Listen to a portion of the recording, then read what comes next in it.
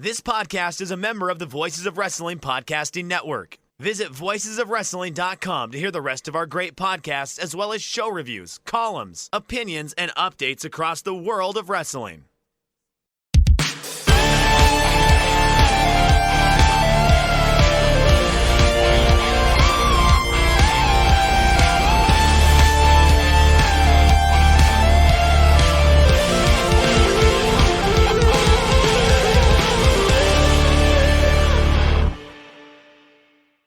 Welcome, ladies and gentlemen, back to The Good, the Bad, and the Hungee. My name is Tyler Fornes, and with me is house repair extraordinaire Fred. How are you doing, sir? I'm doing well. My house repairs, wish I could say better, but that's why I pay people to actually do the house repairs. So just incessantly going on, it feels like, since the beginning of time. Yeah, that's how house repairs always go. But this Dynamite show, well, we don't really have a lot of news to talk about, Fred. So it's kind of nice just to be able to get into the wrestling and we can kind of look forward. The only real big story is an Instagram live that Malachi Black did. And he said he was sick of talking about him being released from AEW because he insists that he never asked for one. That the word was in a public statement on 9/18 that said he asked for a release. He did once, but not every time. I'm not quite sure what that means in the notes, Fred, but all I know is he said that he's just taking some time off and he's still contracted with AEW. Yeah, so, okay, the thing that he said about never asking for a release is not true, because he put out a written statement on his Instagram back a couple weeks on the 18th of September. And he was like, well, when I said release, it was in quotation marks. And he said at least twice in the statement that he had asked for a release, and only once was it with with quotation marks. And if you read the statement, it's pretty clear that he's saying that he did ask for a release, and then they got blown out of proportion. It was just very dumb. Like, you put out a statement and then you essentially say you misquoted yourself. Yeah, wrestlers are carnies, and they're professional liars. And at the end of the day, if Malachi actually did ask for his release and then, hey, he just retracts it, he's just trying to save face and try and make himself look like less of a goober, but in turn makes himself look like even more so. And I'll be honest, Fred, I think this is a big win for AEW, the fact that he will be coming back. It was obvious that he wasn't working at full strength, and we had heard that there were some lingering back injuries, I believe it was. And having him back in the fold long term, I think is really good for this company because of what his style is and how stylistically different he is from the rest of the roster, and what kind of really unique matchup potential that we could see, especially at the top of the card with guys like Moxley, Omega, Hangman, Danielson. Those present some very interesting stylistic dynamics that would get me really excited. Yeah, I like him on the roster. I especially like him when it's less of the Joe Lanza term spooky bullshit, which sometimes it is. But yeah, I think he's really entertaining in the ring in particular, and I like having him around. So I hope that he does stay and do more cool kicks and less like the color of my spray represents the evil that is in everyone's soul. And, Buddy Murphy ended up kind of saying the same thing. So it looks like we may actually be getting a full reunion of House of Black down the line, which will make things interesting for Brody King. In the meantime, do they kind of have him go away for a bit? Does he still represent the House of Black banner? A lot of interesting things to happen with these three gentlemen and Julia Hart as we move forward within the promotion. Yeah, I think that there's definitely star potential with most of House of Black. I don't know that Buddy Matthews really pops off the screen that well, but he's a good in-ring worker at the very least, so he's got value. But yeah, I if they stick around, they can definitely help out like the Trios Championship division for sure. Buddy Matthews reminds me of, he's like a work rate guy, work rate television champion of like the 1980s Jim Crockett Promotions. Guy you just want to put on your TV every week, have really good matches, and never really rise above a certain level. And I think Matthews is that guy for the modern era. Yeah, that makes sense to me. He kind of reminds me of a better Tony Nese. Yes, it's a really good example because Nese is a great worker, but he's not ever going to rise above like a scummy lower card level. But he's used perfectly within the context of AEW. Yeah, I think Buddy may have a little more juice than Nese, but he doesn't have it doesn't strike me at least like a big superstar presence whenever he's on screen. It's like, there's Buddy, Mm-hmm. and Brody and Malachi, and they seem much more like stars. Yeah, absolutely. Brody King's just got one of the more unique looks in professional wrestling because he's a big guy. He can move, and he's got tattoos up and down the wazoo. The Illustrated Man. That is really good. All right, let's continue on with other news. There isn't a whole lot to get to, so we're going to start with the ratings. Dynamite did a crisp 990,000 viewers with in the mud. AEW is dead. Now, something that Joe Lanza has talked about incessantly throughout the flagship and on the Thursday TV reviews, voiceofwrestling.com/Patreon, is the fact that AEW fans are more likely to watch cultural events and participate in them than fans of WWE. And I think we saw that tonight or on Wednesday night because they were the number 9 show on cable and they've been 1 or 2 for basically the last 6 months. But everything they were behind all 7 Weather Channel segments and Tucker Carlson. And that was also because of the hurricane. So they were tuning into hurricane coverage instead of watching wrestling, and they still put up a very good number. 990 and 0.34 is nothing to laugh at. And when you compare it to the fact that a cultural event absolutely dominated the ratings on Wednesday night, I don't see how you can consider this anything but just a par for the course. Yeah, I think that's a very solid number they had. Nothing to be ashamed of basically being at 1 million once again with all that competition they had against them. The Hurricane Ian was a massive story here. I hope everyone listening that was affected or has someone that was affected is okay and that everything's going to be all right for him. But that was a major story here. And when there's a massive weather incident going on in the United States, what happens is we turn on the Weather Channel. Mm-hmm. And that's 100% what happened last Wednesday night. Absolutely. And if you have the ability to, please find a way to donate to those affected by Hurricane Ian. I know the Red Cross is accepting donations to directly help those impacted. As we continue on, because of Hurricane Ian, we had a few individuals who were not able to make Dynamite and the Rampage taping, 2 of them being Jake Hager and Swerve Strickland. And then there's a possibility that Samoa Joe was also one of them. It definitely felt for like a shorthanded Dynamite, but I thought they did a really good job of turning lemons into lemonade. Yeah, it turned out to be a solid show. They fortunately had pre-tape stuff to roll in place of whatever they had planned with Swerve and Keith Lee. It looks like they're setting them up for a feud with, who was it off Rampage? I've already forgotten. Was it the Gun Club? They were going to have a match, I think. But yeah, and Jake Hager, was obviously not on screen for the Jericho Appreciation Society. Apparently wearing all purple was his idea. I think Jericho said that on his podcast, which was fantastic. We'll get to that in a bit. Mm-hmm.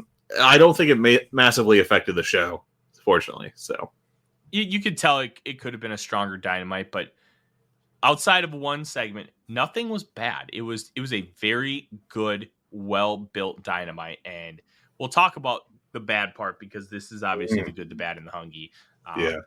Bandito was a star of the show, and he was offered a contract after his match with Jericho. Tony Khan did come out after the match in between Dynamite going off the air and they began to tape Rampage and offered him that contract.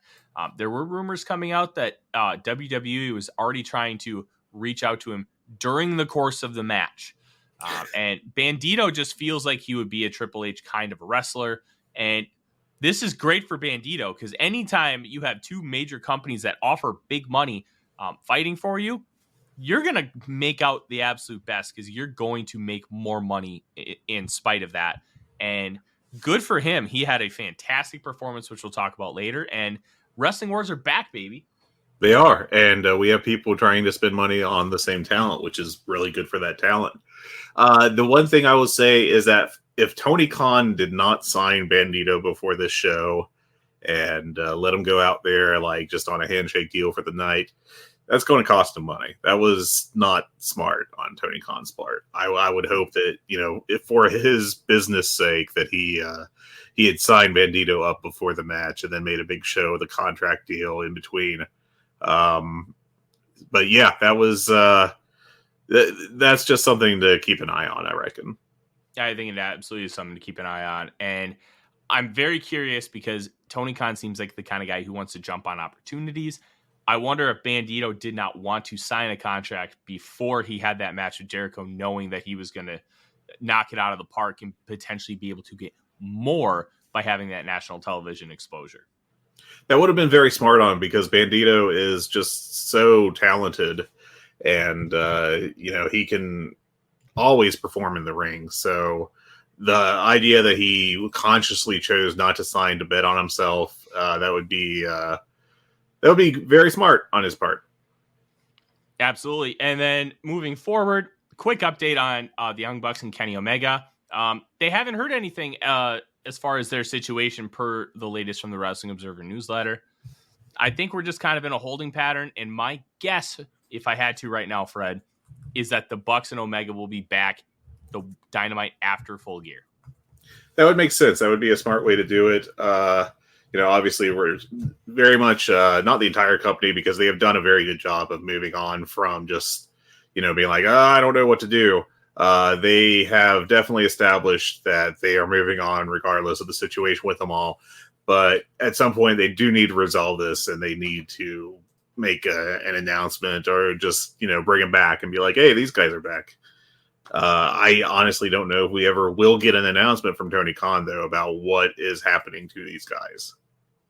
Yeah, and you can argue if it's good or bad business to do that. I will say that Khan likely, upon they are returning to the company, is planning on utilizing them to generate a large pop in number and generate some real buzz. And their return just won't be like, hey, segment 2 on Dynamite. They just all of a sudden come out and it's like, what is going on? Yeah. All right. So we do have a follow-up. I misspoke last week when we were talking about openly gay champions.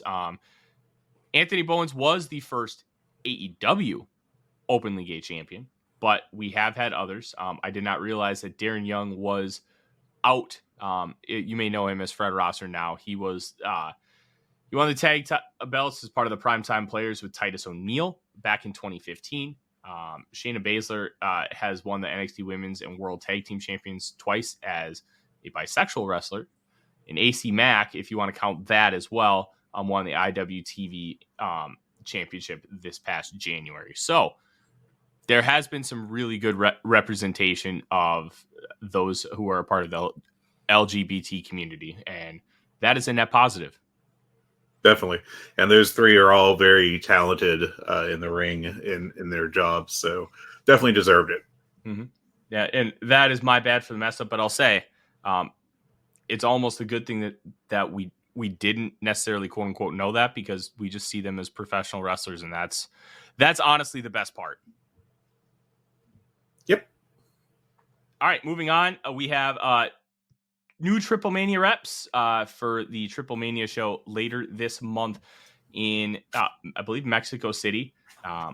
Brian Cage and the Lucha Brothers, Pentagon and Phoenix. Yeah, the Lucha Bros don't really count if you're really getting down to it because they're AAA regulars.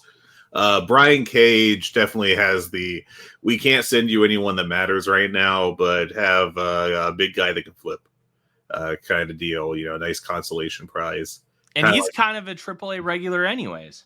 Yeah, he does show up there a decent bit. I wouldn't call him a regular because he's not like on every major show even, but he will fit right in there. Yeah. But no FTR, no Young Bucks or Omega.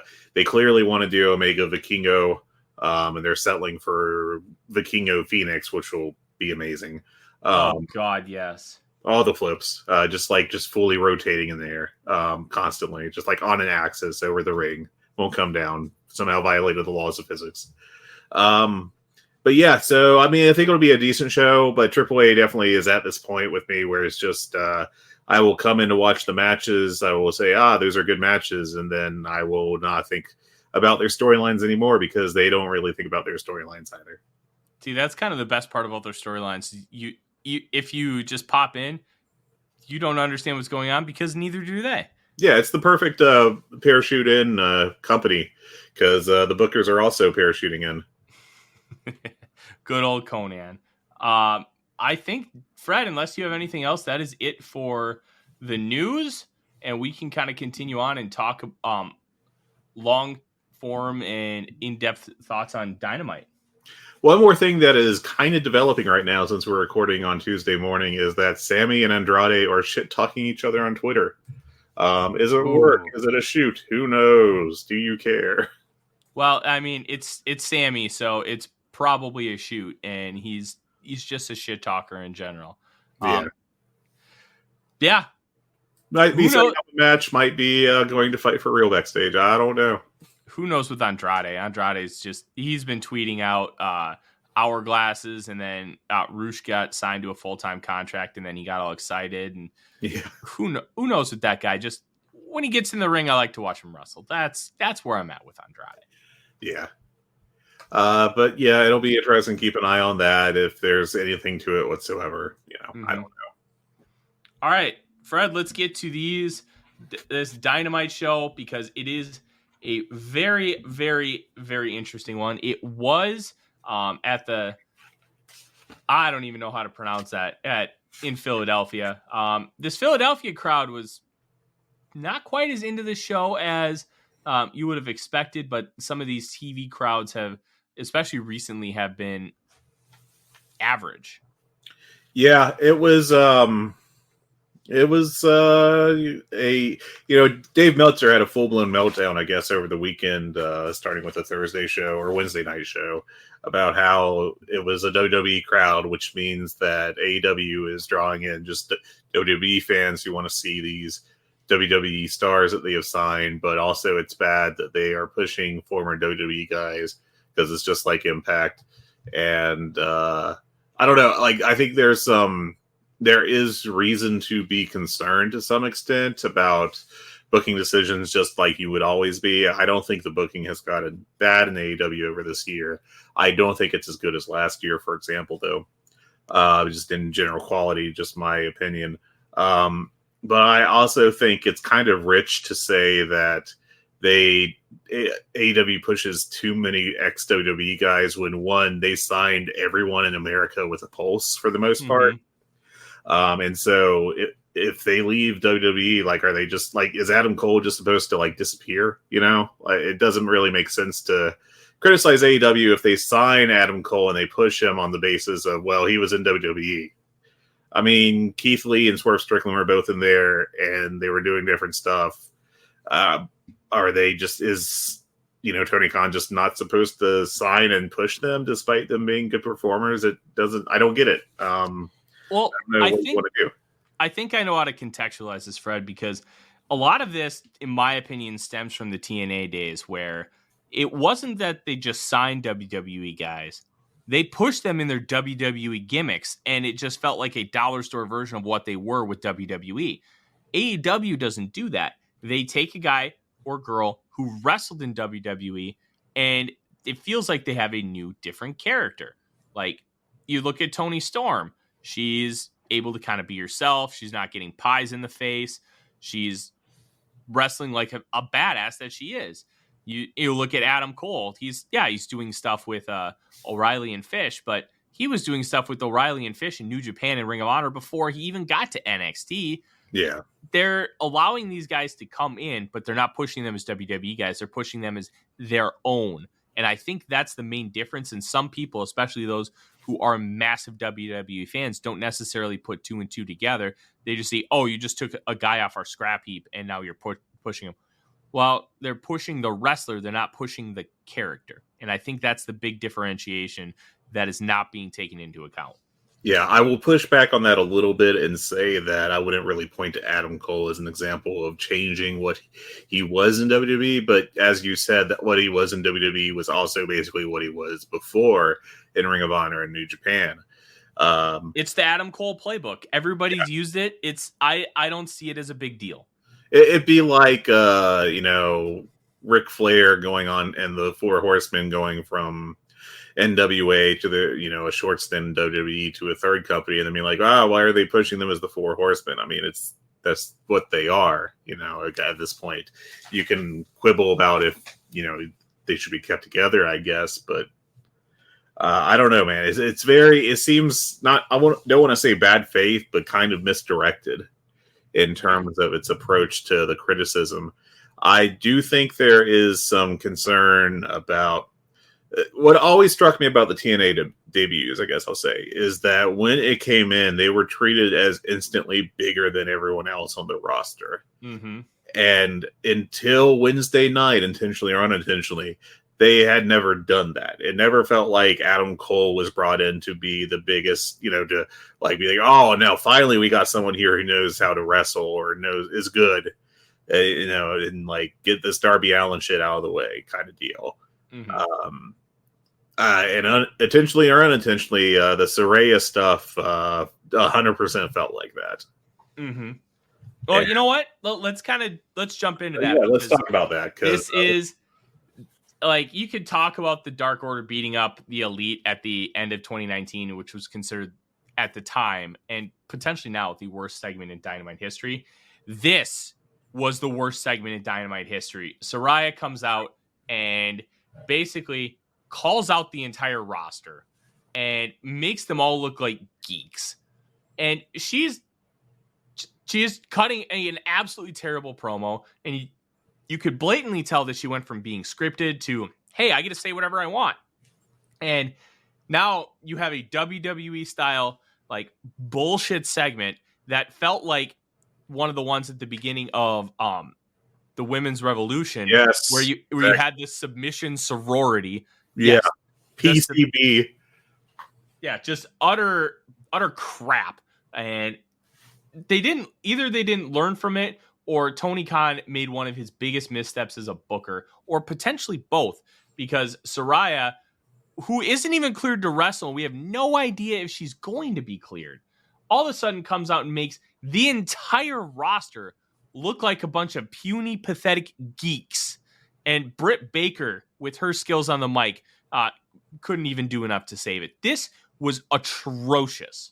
This was a really, really bad segment. And Nicole and I, my wife who watches with me, we were driving around this weekend and I started thinking about it. And I was like, I got to find out what the other worst segments in AEW history were, the people think. So better or worse, which do you think is better, Tyler? Do you think the Dark Order beatdown or the Saraya debut was worse? I think this Saraya segment was worse. Like, you can talk about that Dark Order segment, but they were really trying to push the Dark Order and it just wasn't working. And that was kind of like the culmination of like, all right, this isn't working. We need to recalibrate it. This, you could have seen it wasn't going to work from a mile away because of everything that WWE has done with this women's division. It was, the blueprint was already there. Tony Khan was still trying to figure things out then. I think this is much worse because of that. And then when they finally were able to get the Dark Order rolling, that was because they added Brody Lee and his ability and charisma and just him being absolutely perfect for the role of the leader of the Dark Order. That's why it was as successful as it was. And I think just based on circumstance, you have to give it to this segment from Wednesday. I agree. I think that the Dark Order segment was on screen. It represented a lot worse, but on screen it was just kind of a generic beatdown segment that until you I think you had to look closer than usual to note like, oh, hey, this one guy is just terribly missing punches and these other two goons are going into business for themselves for God knows what reason. But yeah, I would say that the Saraya one was worse. Okay, next one. Nightmare Collective versus Saraya. I guess for a specific segment, because I would still say the Nightmare Collective is probably the worst AEW gimmick in the history of the company. When they interrupted the early Riho Chris Statlander championship match to make it a whole deal, or else it could be the introduction of Mel, whichever you prefer those two. Mel. I had forgotten Mel existed within the canon of actual AEW television. Yeah. I'd still say this one was worse. And maybe that's just a recency bias thing. But as bad as the Nightmare Collective was, I'll give Tony Khan some leeway because he was still learning and figuring out, not just doing a TEW game, but figuring out how to book for television. Yeah. And that was rough. It was really, really bad. But he was still in the process of learning, and we're over 3 years in at this point. That I'm not going to give him that leeway now. So as close as they are, I'm going to lean the Saraya segment. I would personally lean towards the Mel segment. I think is the one that sticks out of my head, where she was shaved. Just a very there was one good pre-tape Brandy Rhodes interview, and that whole that whole angle that kind of worked, and then everything else was just atrocious. Deathmatch legend Luther before he became goofy guy with Serpentico. I would say that it was worse. I'm going to skip stuff like the Sammy Guevara Matt Hardy disaster of a match, because that's like an injury that they didn't recognize fast enough. I think that's a completely different category. One other one that I definitely think merits a comparison: the Cody Rhodes Anthony Ogogo weigh-in. Oh, I will give some leeway to that, because as dumb and as contrived as it was also the pandemic where they're just kind of throwing shit against the wall, no fans. Like, there's circumstance behind it why they tried to make it work and it just failed. This was irredeemably bad, and to me, that's the difference. I agree with you. I would say the Saraya one was worse. The Big Show, struggling with Emmanuel Scale, was rough, but just kind of unintentional comedy. You can see why the weigh-in would work, and how you can piece it together. It just wasn't executed. This segment, doesn't matter how well it was executed, it was not going to be good. Yeah, it was. We'll get to that in a second. But I think that was the biggest error with the Saraya thing. I am reading that apparently during one of the Roads to the Top episodes, which I did not watch, you do get to see Tony Khan being really angry about how the weigh-in segment went, which is pretty funny. The other ones I'm seeing, the Librarians, aren't really a specific segment that I see getting pointed out. The barbed wire deathmatch explosion was not really a booked angle, so I don't think that's a good comparison. Mm-hmm. Trying to see if there's anything. I guess there's some really cringy, Chris Jericho babyface. Let's bring back the slut shaming stuff kind of deal. And the Dan Lambert Brandy Rhodes promo. I think that was kind of notoriously awful. It was awful, but I still wouldn't put it on the same level as this. Yeah, I think I agree with you. So I think for me, this is the second worst one. Maybe here's a dark horse candidate that I just saw. Two more dark horse candidates. One, the debut of Andrade with Vicky Guerrero. That was rough, but it wasn't irredeemably bad. It was just you really want to debut a guy who looks like Andrade, who carries himself like Andrade.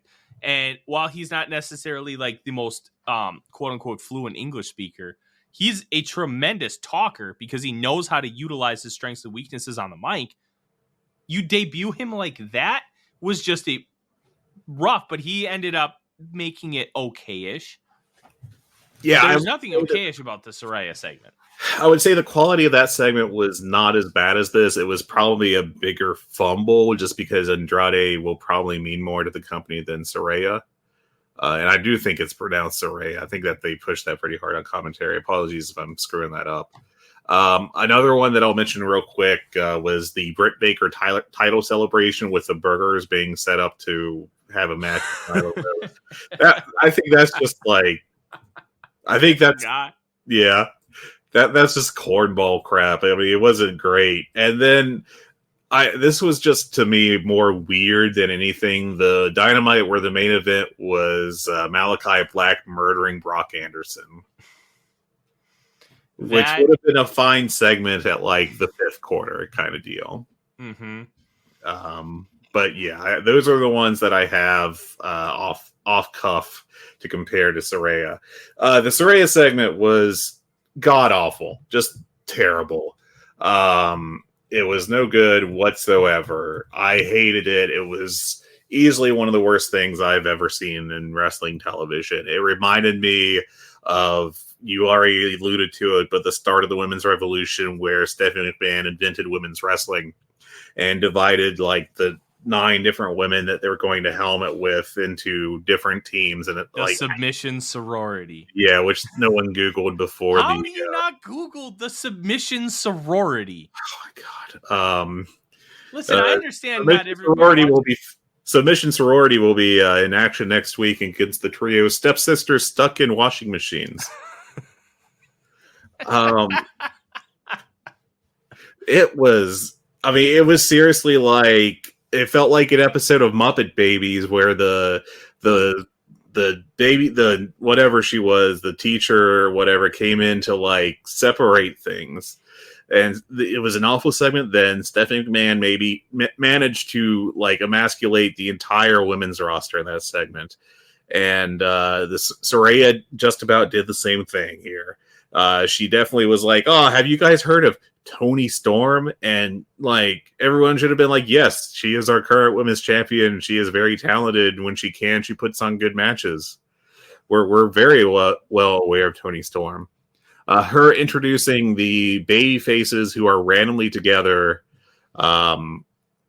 for no reason. Like I know that Tony had a short-term alliance with Athena, but then like, okay, Willow Nightingale is on the come up, and we'll talk about her on Rampage, but she isn't a name at all, especially before her performance on Rampage.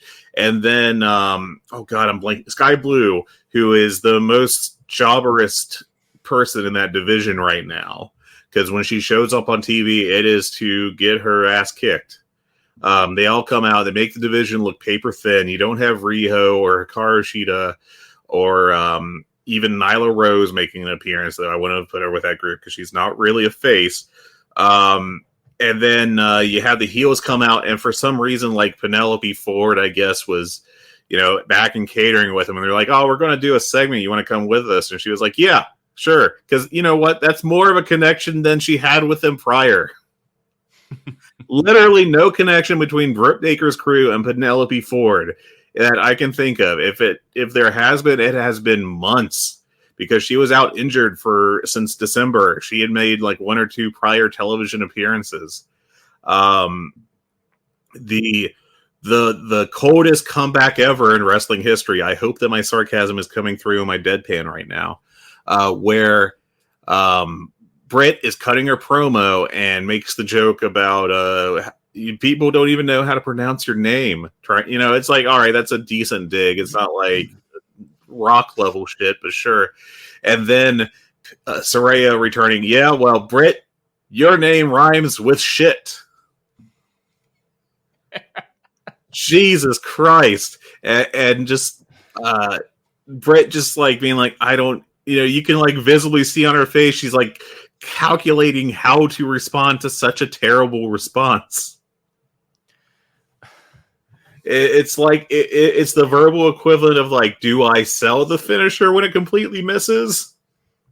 And the worst part about this segment is the fact that right after this, you have a women's world title match where Toni Storm delivers a pile driver off the second rope, and it gets zero reaction from the crowd because this absolutely deflated it.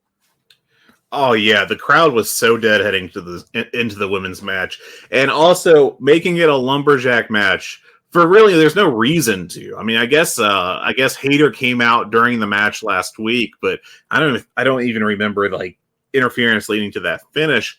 So you're setting up a gimmick match without announcing it ahead of time, with no real hook into the gimmick, and a lumberjack match is guaranteed to not be good. There has been probably, I don't know, one good lumberjack history in the entire, over the past 30 years of television wrestling in the US. It just felt like, somebody from WWE dropped an idea on the street and Tony Khan found it and was like, yeah, there's some dirt and mud on it, but we could just rinse this off and just plug it in. It'll be fine. Yeah, just oh man, awesome. And it came at the absolute worst time for it too, because AEW has been struggling with the women's division. They've been heavily criticized for it for several months now. To the point where people were like, I don't even know if Tony Khan cares about it, which I don't know. I mean, he definitely cared about getting Britt Baker over. I know that much. I feel like he hasn't had the same juice behind anyone else but Britt since then. And you can debate if that's, deserve it or not. But man, it just so terrible, like really bad. Even Saraya going, all right, it's going to be a lumberjack match. Pause. For the championship was just like awful delivery. She was bad on commentary afterwards. I don't know. The biggest issue with this wasn't even Saraya's performance. It was the whole structure of the segment. This was one of the worst laid out segments in AEW history and wrestling history of the past couple decades. Just somebody should have seen this on paper and been like, no, this is not going to work at all. Yeah, it accomplished nothing positive. Absolutely nothing positive. And you mentioned that the AEW women's division has been getting a lot of criticism, and rightfully and wrongfully so. There's been some definitely warranted criticism and some not. This was an opportunity for them because they weren't in quarter hour 2 or quarter hour 6. They were at the top of the 9 o'clock hour, and they got real time. The way that this segment bombed and was so poorly received across the board, I don't know the next time that Tony Khan's going to give him that kind of platform again on the show. It felt like, I know that there's been like, I don't know why you're paying Mark Henry, and I don't know why you're paying Tall Paul so much money. That kind of talk, which makes sense because they aren't really doing much. I think there's some injury issues with both of them. They had surgery recently, or I know that Mark Henry's trying to avoid surgery.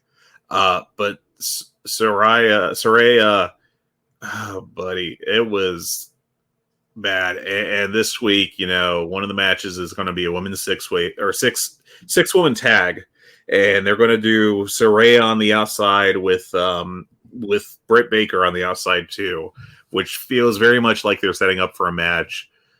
I assume that they still plan on having Saraya wrestle. There hasn't been any indication yet that she can't, but I don't know that I care. I don't, at this point in time, I am not that interested in it. And I don't really want to see her on TV with a mic again. I was interested going into this show. Coming out of it, I'm with you. I couldn't care less anymore, and they're going to have to do a lot of work to get me back in. Yeah, there's rehab to be done for sure. They put themselves in a bad position here. Big time, but we've buried this product enough. Let's talk about stuff that was good. And there is a lot of discussion about the fact that this show started very WWE-like, Fred.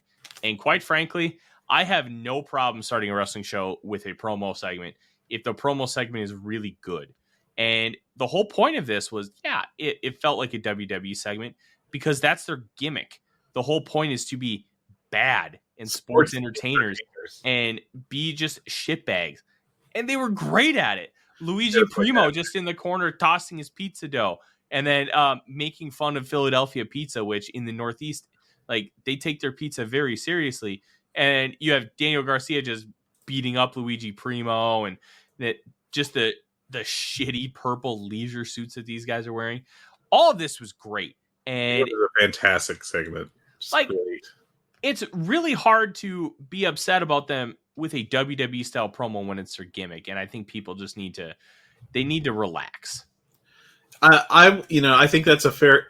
I think the fair complaint is that these sports entertainment style segments can easily go bad, as we saw with Saraya. If it's a bad segment, it feels even worse than it was because it was 15 minutes long. You invested the time and it stunk. It feels even worse than a wrestling match because a wrestling match is normally what happens. If you have a bad wrestling match on AEW show, I think it has less of an impact than a bad WWE style segment. This was a great segment though, and you can do. I don't want Dynamite to be Raw. I don't want one of these every week. But when you've got Chris Jericho, who is just an absolute genius when it comes to this kind of stuff, you better be having him do these every couple of weeks or whatever is required for his feud to get it over, because he can get it over. He can do these great segments, and this was a perfect example of what he can bring to the table. That it really separates him from the rest of the roster, I feel like. This was an amazing segment. He had an amazing performance. Luigi Primo, God bless him, is so committed to doing the shtick. Just was doing a fantastic job. Just like, I will throw this fake pizza dough forever. The entire segment until he got killed, he was doing it. It was perfect. It's one of the, I attribute that to Chris Jericho. I assume that Jericho's like, hey, let's bring this Primo guy in and just have him do this in the back. Why? Because we're sports entertainers. It's those little kind of details seem to come with Chris Jericho, and that was a perfect one. Daniel Garcia is going to be a star.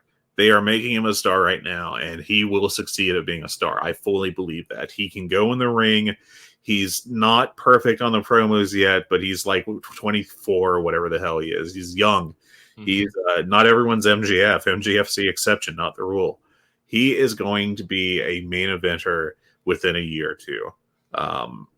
He has that vibe. He has the verve that makes him feel like a complete star when he comes out. And this storyline has been fantastic. It's done a great job at getting him over. He's been put alongside Chris Jericho and Bryan Danielson.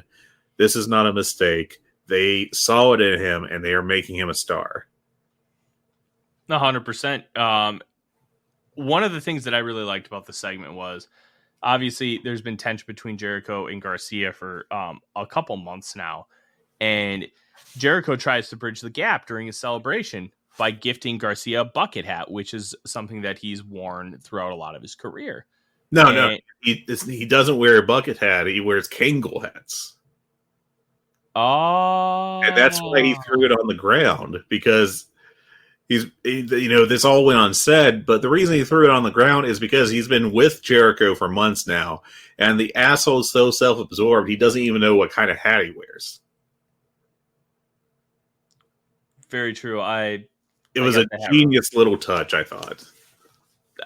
That's even better. Garcia throws it on the ground, knocks out Luigi Primo, basically calls out Jericho. Danielson comes out, and then not only do we get a match set up with Matt Menard and Bryan Danielson, because Daddy Magic just calls out Garcia for being like, we had your back for the entirety of last year, and now you want to turn your back on us.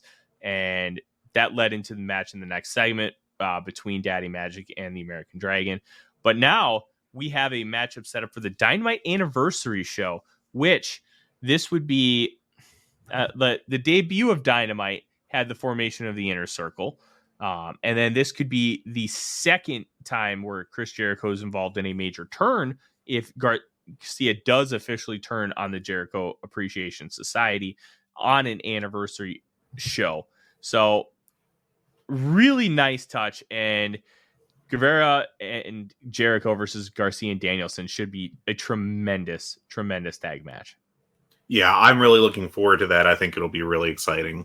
I think there's still enough wiggle room in this angle where there is a question of what Daniel Garcia is going to do, because there's a possibility that this is all a swerve. I think they won't do that, and I think that would be the worst mistake or worst path to take out of this. But he could obviously join a Blackpool Combat Club, or what he could do is he could just go his own path coming out of this. I don't know if they're still going to go for like intrigue after this, or if they're going to actually push, or they're actually going to deliver kind of a major milestone on this storyline. It's the kind of show where they should, I feel like, but the possibility remains. But yeah, I think it's I've really loved this angle. I think it's been probably their best angle of the year, storyline of the year, I should say. The whole Daniel Garcia saga. And I think that it's being done perfectly. It really has been. And I alluded to it a little bit ago. We did have the American Dragon versus Daddy Magic in a match. Honestly, this was fine. You had Angelo Parker who interfered. Claudio Castagnoli came out and literally carried Angelo Parker over his shoulder, just carried him right out of the ring. Danielson wins with the label lock. Honestly, just a nice little match. It helps within the context of the story. Daddy Magic can get beaten like a drum by top baby faces, and it doesn't really matter. This was just very well put together. Yeah, this was a total gentleman's 3. The only complaint I really have about it is if you have a Bryan Danielson singles match in AEW, it typically means more, and I think higher expectations on the match quality was perfectly reasonable. But it was a complete gentleman's 3. It was fine. It did what it had to. I think Daddy Magic may still be, healing from his injury, the big surgery with the shoulder that he had. I don't think he had. Did he have the surgery or did he rehab? I forget now. It was a partially torn labrum, which you can do with rehab. You don't need surgery. Right. So he rehabbed. So he still looked kind of rough to me on offense in particular. And he got a lot of offense in this match. But yeah, I mean, this was perfectly acceptable TV wrestling to me. Not great, but nothing to complain about, really. Yeah, it kind of existed in the plane of AEW, and I thought it was fine. Next segment, you had it was supposed to be MJF coming out. Philly's own Wheeler Yuta stormed to the ring and talked a bunch of shit on MJF. And really hyped up the fact that he was defending Tony Schiavone's honor and thinks that they should fight right here in his city of Philadelphia. And MJF comes out. He's, of course, wearing a Mets jersey because that's just perfect cheap heel stuff. That it works every single time. They fight on the mic, which I will say, Fred, this was a much better showing from Wheeler Yuta. Because last week he just looked completely outclassed by MJF. And while MJF was definitely better, they felt like they were a lot closer in contrast. And I think that's a big win for Yuta moving forward. Yeah, Yuta stepped up from last week, and he did very well. I don't know if it was just the hometown crowd that helped him out or what, but it worked out quite nicely. And I thought that he delivered really well in the later segment. Yeah, absolutely. And they will end up having a match in DC. I believe that is next week. Or if you're listening to this, it will be this upcoming Wednesday on the anniversary show. What I really liked about the segment, Fred, was MJF was being so disrespectful to Philadelphia. He didn't even say his catchphrase. He had the Ass Boys come out and say his catchphrase for him. And I thought that was just a really nice touch. That was a nice touch. Another thing I really appreciated was when Wheeler Yuta came out, he was like, all right, we all know what MJF's going to do. He's going to say this. He's going to say that. He's going to make a joke about the Phillies never making the playoffs. And then MJF comes out. He makes a joke about the Phillies never making the playoffs. And Yuta gets kind of on his mic and goes, I told you, see? That was a nice touch. But yeah, I thought this was a very good segment. And yeah. Next up, we had a video package with Jon Moxley and Rock Hard Juice Robinson, who apparently is a free agent and is not contracted in New Japan Pro Wrestling anymore. Do you believe it, or is Juice working us one more time? He already worked me. I'm not going to buy it again. We'll see if that's the case. But I have very strong doubts that is the case, that he is no longer under contract. Mm-hmm. Especially because he came out with his Bullet Club gear and new Bullet Club music, which is just perfect for the character.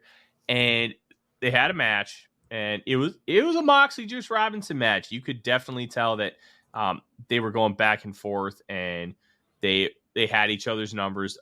Juice did hit the Pulp Friction.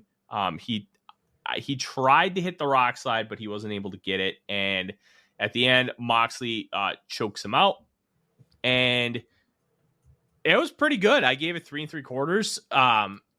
They've definitely had better, but I thought this was a good way to introduce Juice Robinson to those who don't know him. But I will say, the Philly crowd didn't seem to care, which that surprised me. Yeah, I thought this was a very high quality match. I went 4 stars on it. I think partially because of just my already knowing the Moxley Robinson canon. I think I'm still the high voter for it on Cage Match. 2 people have joined me giving it an 8 out of 10. So it's sitting at 5.42 on there right now. Not so great. But yeah, I like the work in this a lot. It's unfortunate that I thought some of the best stuff came during the commercial break. That didn't help any. But yeah, solid match to me. Yeah, and hopefully we get to see more of Juice Robinson down the line. And he would be really good in this company, because I think he'd be a better TV wrestler than he was working in Japan, just because based on his style, and he can do the shitbag chicanery that he's always done. We'll talk about that in a little bit on the backlog, because I have a great example of that from this year with Juice Robinson. Oh yeah. At the end of the match, we did get Hangman Adam Page coming out, and he did win the Grand Slam Battle Royal a couple weeks ago at Grand Slam, and he has a stare down with Moxley.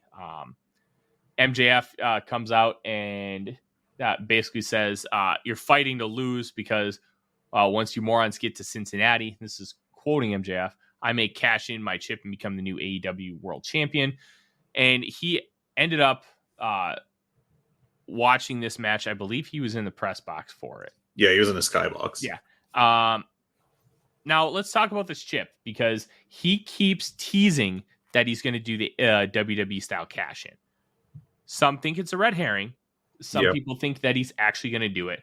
I think it would fit tremendously with his character to do the cash in, but I also think it would be very WWE tropey. Which side of the fence are you on, Fred? I think basically it fits his character perfectly, and I don't want to see it. I think the Money in the Bank briefcase has been a real detriment to WWE during the Vince McMahon era. Maybe Triple H will turn out to be really good at booking it and can make it work for him. But I think it's too much sports entertainment bullshit. The only time I've really been into it was when Seth Rollins cashed in mid-match with Roman Reigns and Brock Lesnar at the WrestleMania main event like 8 years ago. I thought that really worked well. MJF has the perfect character for cashing in. I think that it would not be good. I would rather he actually win the title in a match, because he's a good worker. He's a really good wrestler. And I'd much rather just see him.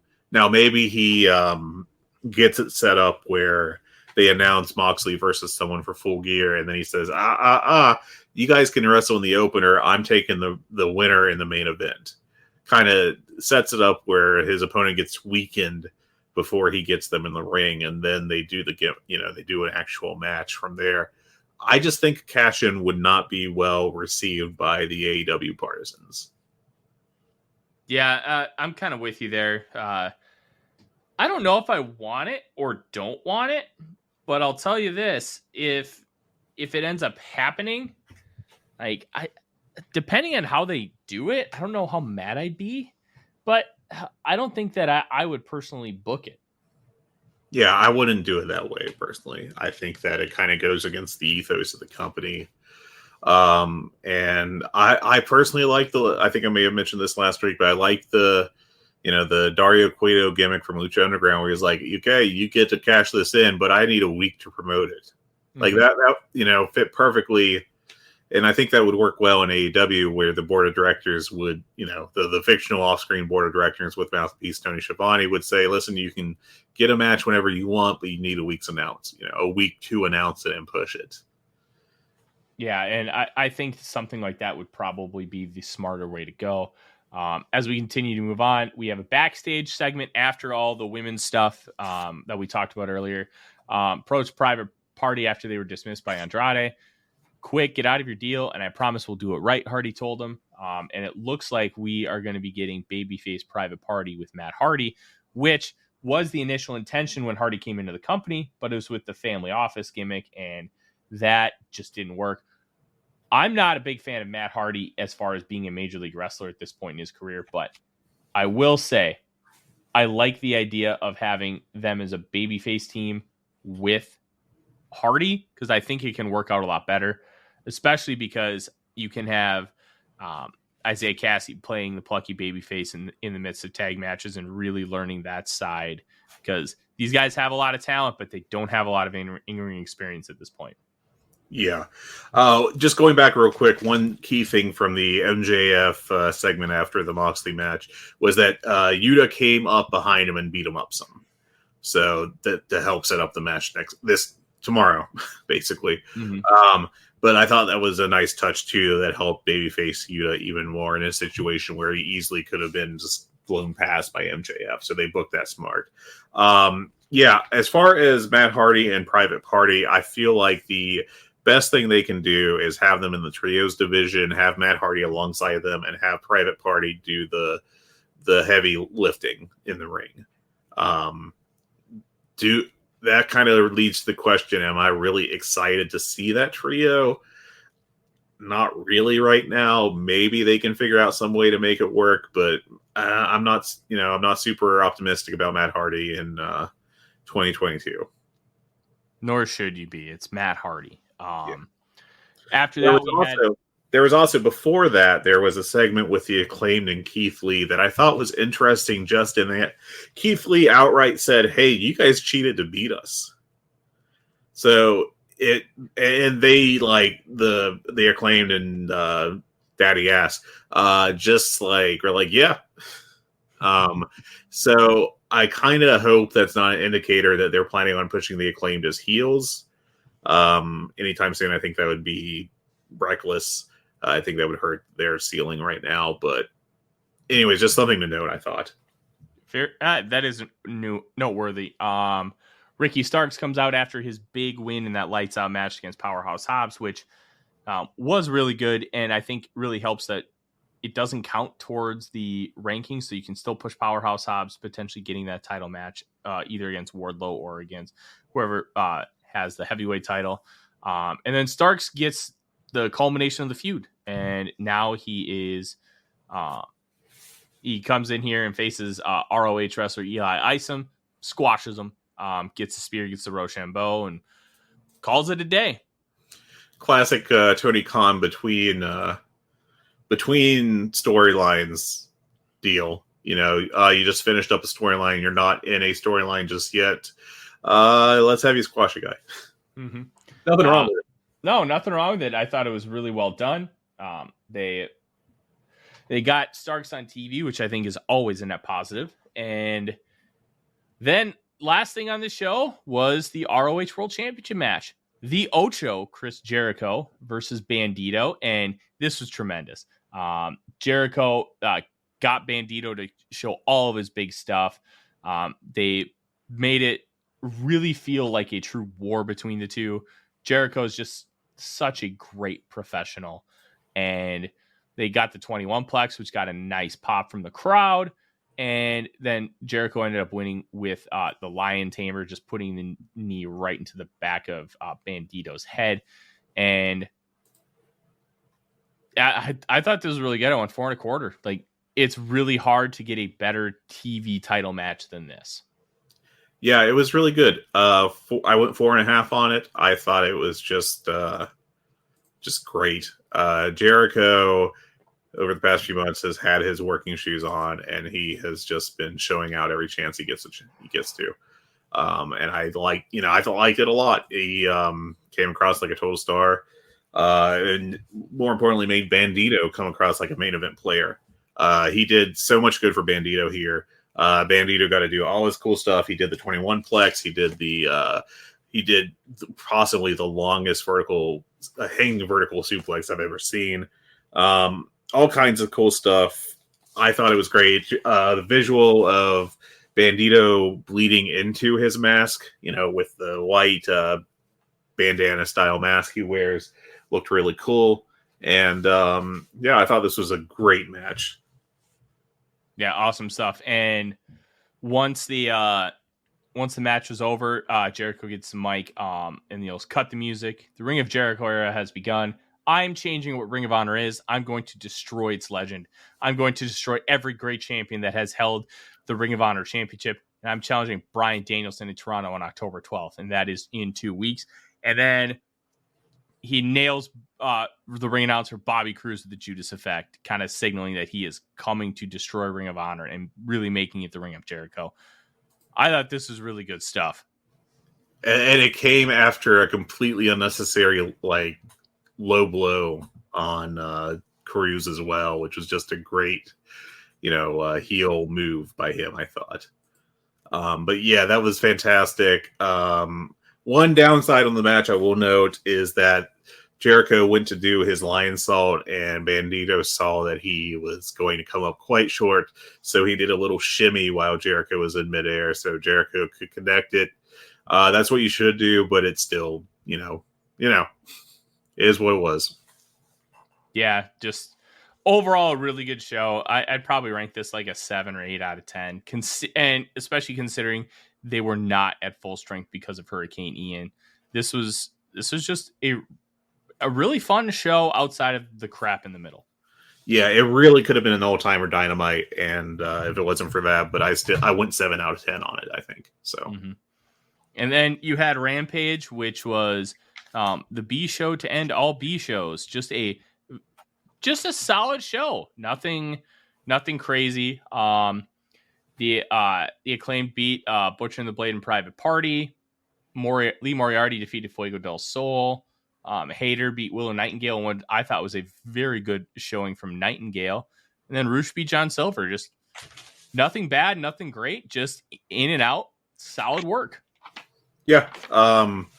Just a couple quick notes. I think Willow Nightingale is going to be a star. She really had a great showing in that match. I thought that she looked really good against Hayter there, and Hayter had a solid match. Every match, I think I went 3.5 stars on. It was all perfectly good. It was a good B show, totally a B show though. John Silver and Roosh, they had a great match. The most notable segments on it outside of the ring, Jade Cargill was challenged by Nyla Rose to a match. Nyla missing her chance to be the defense number 1 challenger on Jade finally gets her shot. Just because that's what Nyla did for practically every women's champion up until the last 1 or 2. They did a big deal with Adam Page, 10, Uno, and Andrade, where they set up Andrade versus 10, where it's either 10's mask or Andrade's career in AEW on the line. Which I think is pretty clearly going to be an Andrade win, but hey, play off the real world stuff everyone's talking about. And then last one was Stokely Hathaway and Ethan Page snitching on Matt Hardy and Private Party contract tampering to Andrade and Jose the assistant. none of them were fantastic, but there's definitely some storyline movement along the way, which is more than you can say for some other recent rampages. Yeah, just hopefully that once the Elite comes back, and maybe if Punk comes back, they can really live up to the reputation of, hey, we're actually going to make this an A show, like they said from the jump, which they did try and make it an A show. The first match in Rampage history was Christian Cage beating Kenny Omega for the Impact World title. And then the next week was the first dance where CM Punk debuted at the United Center to one of the biggest pops in wrestling history. But that has unfortunately not translated to success long-term, but maybe we can get that figured out. As we talked about, next week or this week is the Dynamite anniversary show. 3 years ago, Dynamite debuted on October 1st. We do have the main event is Daniel Garcia and Bryan Danielson versus Chris Jericho and Sammy Guevara, with Wardlow defending the TNT title against Brian Cage, MJF and Wheeler Yuta, Roosh against Hangman Page, Darby Allin versus Jay Lethal, Luchasaurus in action, 6-women tag, which Fred mentioned earlier, Toni Storm, Athena, and Willow Nightingale with Saraya in their corner, and Jamie Hayter, Serena Deeb, and Penelope Ford with Britt Baker in their corner. And then the best part of the anniversary Dynamite, Fred, National Scissoring Day. I had to explain the whole Acclaimed scissoring thing to someone this past week that is not a wrestling fan, and it took a while, but they seem to enjoy it. So, yeah, it should be a really good show. Also, Rampage this week is, well, not technically, but is going to be 2 hours because the second hour is the Battle of the Belts 4. There's probably more stuff announced that I don't have on my sheet here, but I know that there is going to be Pac versus Trent for the AEW All-Atlantic Championship on that show. I think Nyla and Jade may be a match on Friday as well. But I don't have that specifically offhand because I did a poor job of prep. Yeah, I'm not super concerned. It's a Rampage. They'll figure out a way to at least make it decent. One thing that we're going to start incorporating here moving forward, and we got this from the Discord, listener questions. Hop in our channel on the Voices of Wrestling Discord, and if you have any questions for us, we're going to be more than happy to answer them. And this was one that got me thinking. I know it did you too, Fred. Yeah. Who is the first WWE mid-carder to hold the AEW title? If Andrade and Malachi Black, maybe Lyra aren't top guys in AEW, who breaks the glass ceiling? Claudio, Pac, Keith Lee? And my answer to this question was, could you make the argument that Moxley and Jericho could be those guys, that they've already accomplished it? Because while both of them held the world title in WWE, they were never really viewed as top guys and never given like really strong, consistent runs on the top. I guess that I would say that Jericho kind of did, at least for a couple years there, where he was doing the Nick Bockwinkel gimmick with the suit and the educated guy promos and all that stuff. I think that would kind of disqualify him. You can make the argument for Mox. It's pretty clear that Mox was more over than his push in WWE, so I could also disqualify him for that. I don't know that any of the guys mentioned in the question will become AEW World Champion, which is honestly I'm okay with, because if it turns into, for lack of a better term, a gold watch belt, or you're like, hey, this guy's good, let's give it to him for 3 weeks, then it will make the championship mean less. By having it go just between the very top guys, I think that, you definitely make it more meaningful. To look at the guys specifically mentioned in the question, I don't see Pac ever hitting that level just because of how he's pushed, the fact that he disappears for like months at a time just to go hang out in England. I just don't see it. Claudio, I think, has pretty clearly been slotted into like a mid-card act kind of deal. I don't really foresee him ever getting much higher than that, unless they specifically decide to. Of course, that's always the answer to the questions. If they decide to put a rocket on someone, then of course they can give them the championship. But I think Keith Lee may not be able to do what they want a champion to do, which is like, they do like to do 20, 25, 30-minute kind of epic style main event matches. And I don't know if Keith Lee has the stamina to do that. So he is a possibility. Andrade, I think, could be. I just don't know that it will happen because I don't think he can do enough on the mic. But I would say he's a long, respectable odds, but long odds. Malachi Black, again, I think that he could have been if they continued the Cody push, but they pulled back pretty quickly from that. I would not be surprised if he ends up with either the tag or trios championships or even the TNT. I don't know if he'll get the world belt. And Miro is, I'd put him probably number one of the list. I think he can promo. I think he can work well enough for what they want, but he just hasn't been pushed that way. I know he had the TV show he was taping, but it's still been a month plus since the last pay-per-view, and he's just still doing pre-tape promos. I think they really need to shake him up and do something different with him. Keep the gimmick, but just actually have him wrestle and be in a feud and do things that matter. But that's how I would rank it. If you want to count Adam Cole as a mid-carder, which kind of, I don't know, really, without him hitting the main roster, if he qualifies that, he was always a push quantity in NXT. I think he is very likely to have a world championship run at some point, especially if he stays around long-term. I don't know that it'll be like in the next year or so, but he is a name to consider. Tony Khan obviously really likes him. Trying to think of who else on the roster. Obviously MJF's going to be the next champion. After him, I think it just depends on who's hot at that point in time and has the right momentum to take it off of him. But most of the guys I think for that spot are like already established, like Paige. It could be like Ricky Starks or Daniel Garcia, neither of whom were WWE. Moxley is the eternally in that position where he could take it.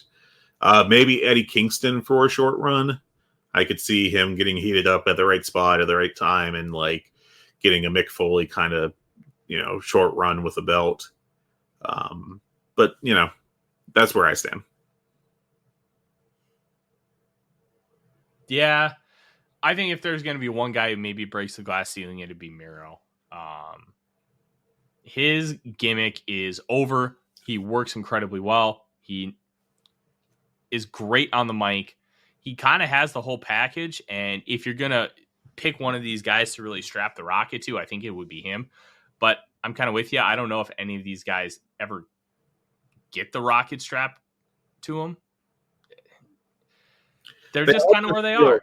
They all just feel like a step too low on the depth chart. At least the most likely guys, Miro and Malachi and Andrade, it would take a noticeable shift in how they're presented right now, which is not a problem. It's not like they can't do it. I just don't know if they will. Mm-hmm. Yeah. It'll be interesting to see how Tony Khan kind of conducts things here moving forward. Fred, I know you have a decent amount from the backlog that you watched, including you mentioned a Juice Robinson match that you thought was really, really good. Yeah, he had a very good G1 Climax match with David Finlay that was, I thought, played off really great off of their years of partnership as a tag team in New Japan. I thought it turned out to be a great match. I went 4 3/4 stars on it. They worked really hard, and also Juice Robinson, when he was selling, spent a lot of time being just a complete shitbag heel in front of the clap crowd, just screaming, "I'm sorry, we don't have to do this," just like a complete, a total Ric Flair deal. Best match I actually watched was WWE, if you can believe it, but this Cody Rhodes Seth Rollins Hell in a Cell match. I remember this being talked about when the match happened, but to see it actually happen was very different. When Cody Rhodes came out with his, the jacket, he kept that from AEW, and they have the camera right at his chest, and he takes off the jacket and shows, slowly with the left healthy shoulder first, and then shows the right shoulder where it has basically the entire right half of his body is just pooled blood underneath him. just terrible bruising. It looks rotten almost. It does. It's terrible. And the crowd goes silent. It is astonishing. One of the things that you definitely have to see as a wrestling fan is this crowd reaction, because they're like clearly like, "Hey, it's an entrance. We're bigger. We're a very WWE crowd. We're big on the entrances. We like to see our stars. We like to react to the finishes." And Cody Rhodes was like, "Here's some fucking reality." Mm-hmm. And I think they're just like, "Oh my god, that's okay. Wow, we got to process with it."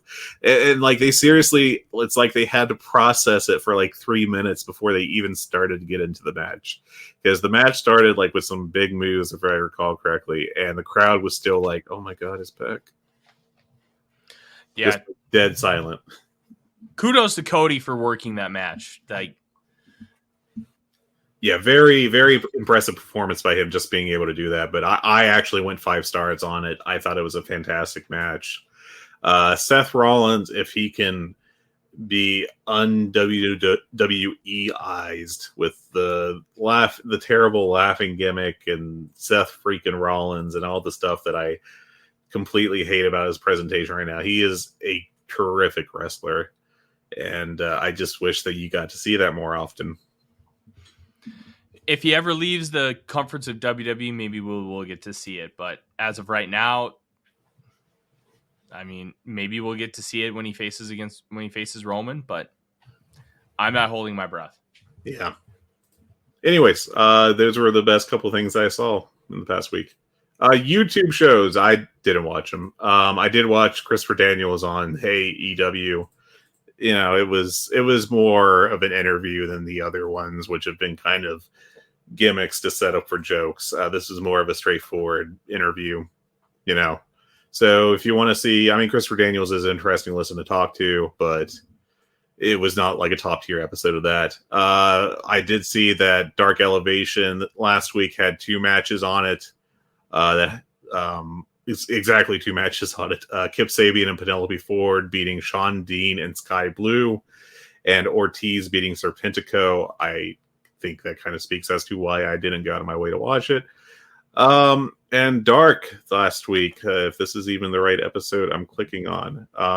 There you are. 1 match. Oh, yes, no, that was the week before. So I don't know offhand what was on the right episode of Dark. 163. Give me 1 second. I can pull that up real quick. And okay, the only match that got over 5 minutes on it was Anthony Henry losing to Dante Martin in 9 minutes. So that could be pretty solid. It's got a 5.17 on Cage Match right now with 5 votes. So doesn't sound like the greatest thing. Yeah, it's not too bad. I mean, it's Dark. You're only going to get so much of actual quality from a match on that program. Yeah. Other than that, I don't have too much more to talk about with AEW. I think that's basically what they've been doing, and I don't think there's any big news that we know about that is looming over the horizon. So, to be determined on the rest, I do suppose. Yeah, that's AEW. Yep, that is a podcast. You can follow us on Twitter at GoodBadHungee, HUNGEE. You can also email us. Our email address is hungeepod@gmail.com, HungeePod. We also have a channel on the Voices of Wrestling Discord server. Feel free to go in there and yell at us. And that's all I got. You got anything else? No, overall, really good week of AEW, and there's a lot to look forward to moving forward, especially with MJF and the AEW title. In the meantime, have a good one. Take care. Rest in peace, Lord Owen.